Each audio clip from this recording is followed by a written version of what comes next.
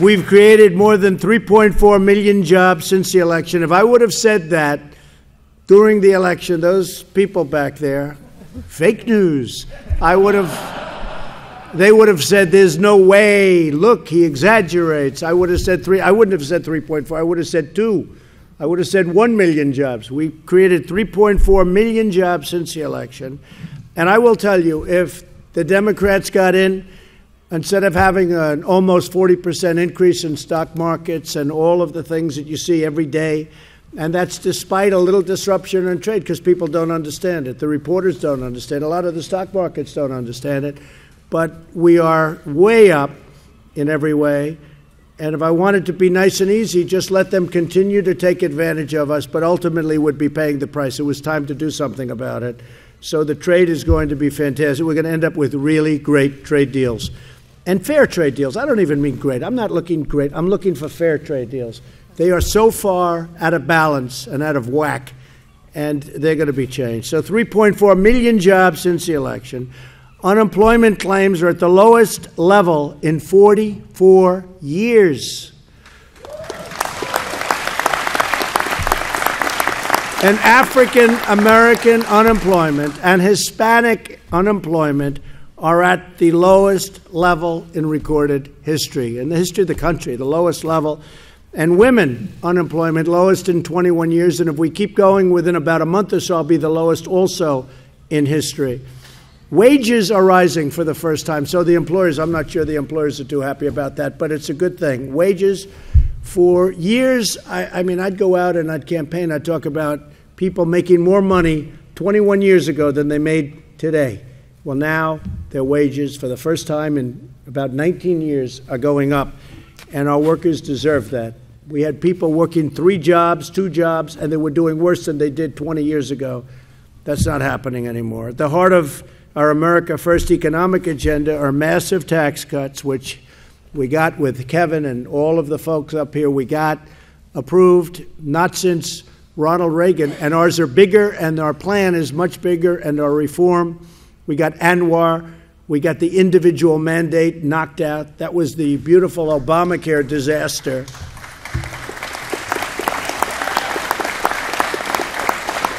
Where you paid a fortune for the privilege of not having to buy Obamacare. Can you believe it? So you paid a lot of money for the privilege of not having to pay for bad health care.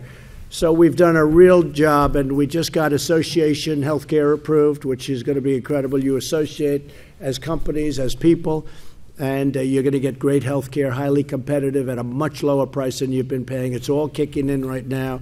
We actually beat Obamacare. It was done, and then one gentleman decided to go like this at the final moment, late in the morning. I'm sure you don't know who I'm talking about, but that's fine because we've just about killed it anyway. It is a horror show, Obamacare.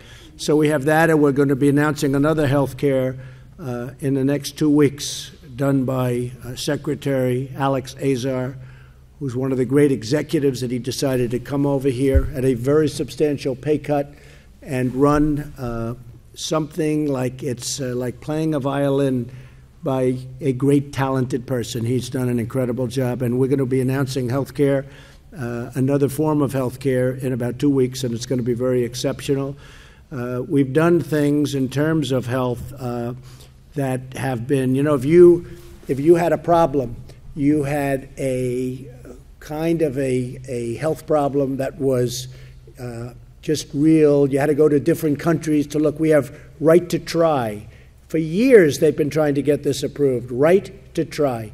You're terminally ill. You want hope. You want your health back. And we have these incredible drugs in the pipeline, which we, by the way, we're taking them from many years into a much shorter period of time. But we have a right to try. We're now, instead of going, people were going to other continents to see if they could get helped and get help. And we now have the right where you can go and we give you things that look promising. And a lot of people are very happy about that. And a lot of this is going to work, too. I mean, very importantly, it's going to work. So it's called Right to Try, just passed recently. And that's something that, to me, was always very important. I could never understand why they're going to Africa and Asia and Europe and all over the world to try and get help when we have the greatest medicine in the world right here, and the great doctors, and Kevin, I would never have believed that was going to be so hard. But there were lots of problems. The insurance companies had problems. The healthcare companies had problems. The pharmaceutical companies had problems. But we worked it out, and now you have it, and you have it at the highest level. So it's something I think, hopefully you don't need it, okay? Hopefully nobody needs it. But at least if you're in this very unfortunate position, you have a real good shot. At the heart of our America First agenda are the tax cuts and the reduction in regulations. I think the reduction in regulations are as big a factor in the country's success as anything that we've done, including the tax cuts. We've cut more regulations, and we have regulations. You need regulation. We want the cleanest air that you can have, and we have that. We want crystal clean water, so important. But it was crazy what was happening. You couldn't do anything. You know about it from the mining industries and all of the different work that you've had stopped and that now is going forward. So much work is going forward in Minnesota and in so many other states. So we have a regulation situation that has been not fully implemented because we have statutorily, we have certain lengths of time. You can't do anything after 90 days and you have to wait another 120 days. But we've cut out massive numbers of regulations, more regulations than any president in the history of our country. And that's 4 years, 8 years, or in one case, 16 years. We've done that in 500 days. And we have more to cut.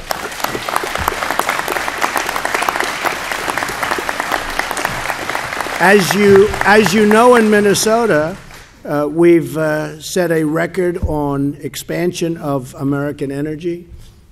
We're now a exporter of energy for the first time. We're actually selling energy, which we hadn't done. We were trying to take care of ourselves. We're much less reliant on faraway lands that we always had to protect. And now we'll protect our friends, but we're not protecting our enemies. You saw that with the Iran deal that we terminated, and rightfully so. It was a horrible deal for our country. So we have fair and reciprocal trade for American workers. We want to be treated in a reciprocal way. It's so important. We have other people that will charge, as an example, 375% tariff on dairy products, and we charge very little. That's not reciprocal. That's really a barrier to our farmers and to people selling to those other countries. So we want reciprocal trade. And the era of economic surrender for the United States is over. It's just over. And just to finish up, national security, we had $700 billion approved for our military. We had $716 billion approved for next year for our military. We needed that. I hated the last budget, except I loved what happened to our military. And sometimes you'll take a little bit of a hit in order to take care of military. Without the military, we're not here. We have the most powerful military that we've ever had very shortly online. We're ordering planes, we're ordering ships, we're ordering a lot of different things, the finest equipment in the world. We make the best equipment. It also means jobs, secondarily in this case. Jobs, in the case of military, to me, are secondary. But we're making and building and the finest planes and ships and everything else in the world for our military. We will have the most powerful, the strongest military that we've ever had, and hopefully we'll never have to use it. You know, when you're in that position, you don't have to use it. When you're in a weak position, you probably do, and bad things happen. So the military is taken care of. We want to have a very strong border. As you know, I signed an executive order this morning letting families stay together. The laws are horrible. We have the weakest, most pathetic immigration laws anywhere in the world. Nobody has laws like we do.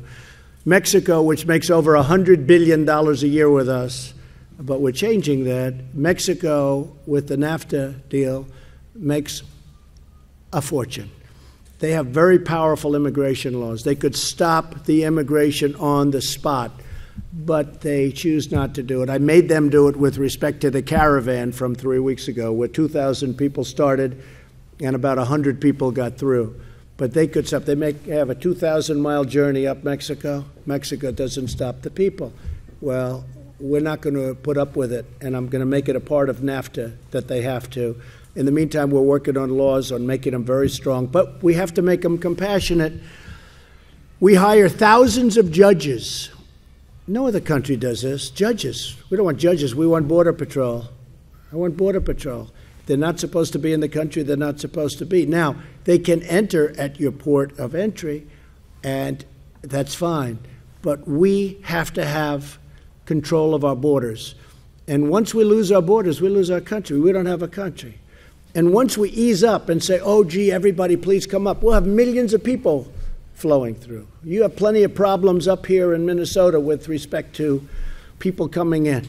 And you've had a lot of problems and a lot of difficulty. And it's probably one of the reasons that I almost won Minnesota, which hasn't been won by a Republican statewide in a long time.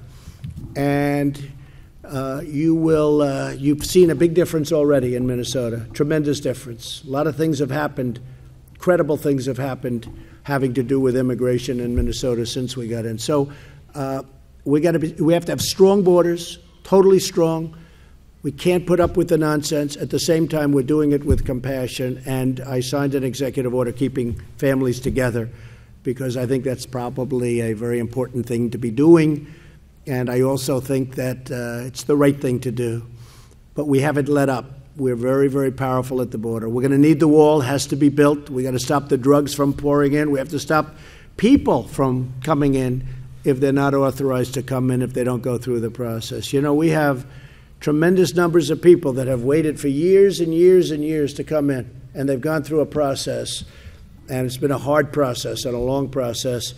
And then you have people coming over the border. All of a sudden, they're in our country. It's a very unfair situation, and we're going to stop it. We're going to have laws by the time, as soon as I can do it. This has been going on for many, many decades. This hasn't started here. This is a disaster for many decades. So we worked and did a great job on North Korea. We did a great job on the economy. And as I said, if the other group got in, your economy would have gone down the tubes because they would have put more regulations on, more taxes. They wouldn't have given you a tax decrease.